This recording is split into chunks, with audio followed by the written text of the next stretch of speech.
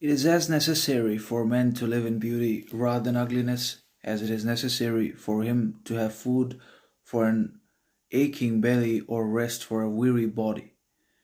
So we should try to live in and with beauty all the time.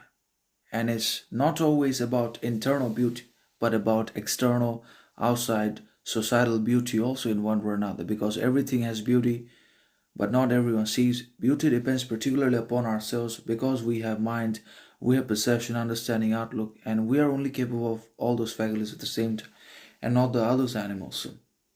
And because we have the mind, because we have interpretation and explanation capacity, we can see the beauty also in everything. Everything has beauty, not everyone sees it. So everything somehow has beauty in itself.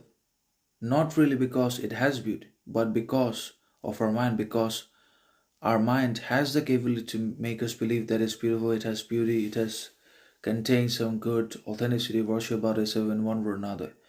If we have that type of mindset, if we have the strength, resilience, character, power, character, uh, and authenticity of mindset, if our mind has that level of power, depending upon our perception, explanation, we will be able to see the beauty in everything because everything is beautiful in a strange, mysterious, intriguing, paradoxical way, not because it always good, righteous, but because of its bad things, because of its evil.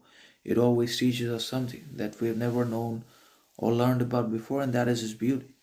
That is its charisma and character in one way or another. So, obviously, we should try to live in and with beauty rather than ugliness, because ugliness in heart, mind, soul, and psychology ruins not just the inward significance and the within, but also it pollutes our external relationships, destroys our outside demeanors, and infiltrates our own psychological purity and corrupts and radicalizes or eliminates our societal relationships, harmony, understanding, mutuality, reciprocity also in one way or another. So obviously, we should be satisfied, and when we are hungry, we eat something or another. We need food. So for the hungry, we need food for the aching belly, and or rest for a weary body, and not the opposite, not the other way around, that we can't eat anything or we're satisfied with not taking rest.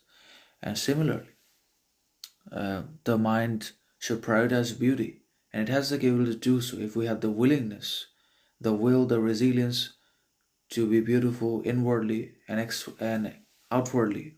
There is beauty everywhere if we can do that. If we can change our perception and mindset